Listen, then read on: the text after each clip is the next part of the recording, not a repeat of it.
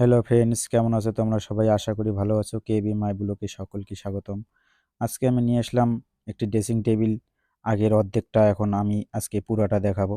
দেখুন কেমন করে সেটিং করছি এবং পাল্লার ডয়ার এবং তালা লাগানো এবং লক লাগানো দেখুন কেমন করে লাগানো হচ্ছে।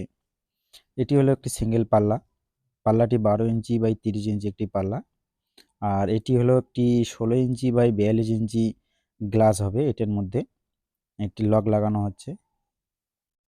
একটি করে লক লাগানো হবে এবং 3টি করে কবজা লাগানো হবে এবং এই ডয়ারের মধ্যেও একটি লক থাকবে একটি আর নব থাকবে একটি। লকটি ইকো কোম্পানি এবং এটার মধ্যে অবশ্য চ্যানেল লাগানো নাই, কারণ কাস্টমার বলছে আমাকে চ্যানেলের দরকার হবে না, কারণ সে ডয়ারই হলে হবে, প্লাইয়ের উপর দিয়েই চলবে, যাওয়া আসা করবে, ডয়ার লাগবে, চ্যানেল লাগবে না। দুইটি মাত্র ডয়ার থাকবে এই ড্রেসিং টেবিলটার মধ্যে। দেখুন ডয়ারটি 12 ইঞ্চি আছে, 12 ইঞ্চি বাই 6 ইঞ্চি একটি ডয়ার, সাদা গোটের ডয়ার। এই লকটা চাবিটা এখন চেক করতে লাগবে, দেখি মাঝে মাঝে আবার লক খারাপও থাকে, তার জন্য একটু চেক করতে লাগে, কারণ নাহলে সেটিংয়ের পর খারাপ থাকলে অসুবিধা হবে। একটি ডয়ারের মধ্যে লক লাগানো হলো এবং আরেকটি ডয়ারের মধ্যে লক লাগানো হচ্ছে। এইটার তালাটা ঠিক আছে, দেখবো একবার ট্রাই করে ঠিক আছে কিনা। হ্যাঁ, ঠিক আছে। এখন পাল্লাটির মধ্যে এখন লক লাগানো হবে। এটার মধ্যে একটি লক,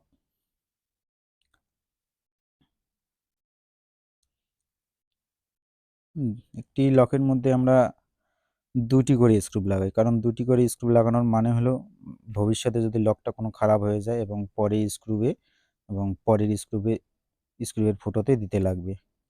দেখুন এখন আমরা কবজাগুলো সেটিং করতেছি। এটি একটি ড্রিল বিট দিয়ে 6 ইঞ্চি করে একটি বিন হয়। ওই বিনের মধ্যে কবজাটা একবারে সেটিং হয়ে যাবে, কোনো কিছু করতে লাগবে না, একবারই হয়ে যাবে। দেখুন বিটটা মোটামুটি 6 ইঞ্চি মতো হয়ে যাবে। একটু ঘোরাঘুরি তো করতেই লাগবে, কারণ নাহলে আমার ওই বিটটার একটু ধার কম আছে, তার জন্য খুব জুলুম হচ্ছে করার জন্য। দেখুন লক এটার মধ্যে কবজাটি লাগানো হয়ে গেল। এখন এটার মধ্যে কবজা লাগাবো। এটির মধ্যে দুইটি করে কবজা লাগানো আছে, কারণ এটি ছোট পাল্লার মধ্যে আমরা দুইটি করে কবজা লাগাই, দুইটি করে স্ক্রু লাগানো হয়। এটার মধ্যে আবার 3টে করে কবজা লাগানো হয়, কারণ এই পাল্লাটা একটি বড় হবে, তার জন্য আমরা 3টি করে কবজা লাগাই।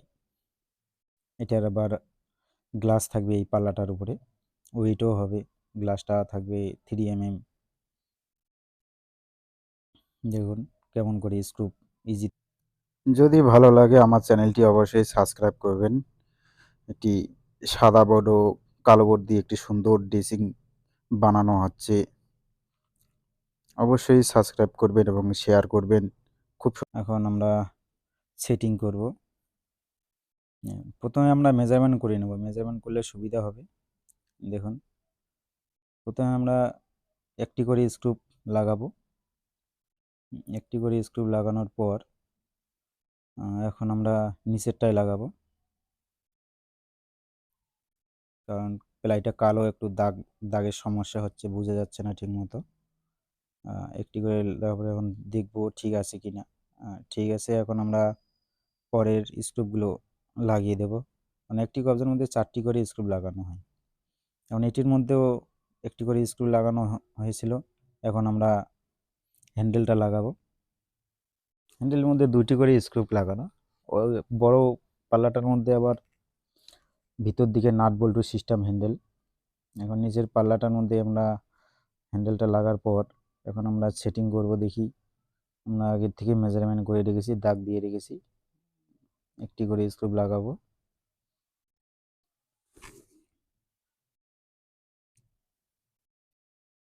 ব্যাস, এখন এটা একবারে ঠিক আছে। এখন আমরা সব স্ক্রুগুলো একবারে লাগিয়ে দেব।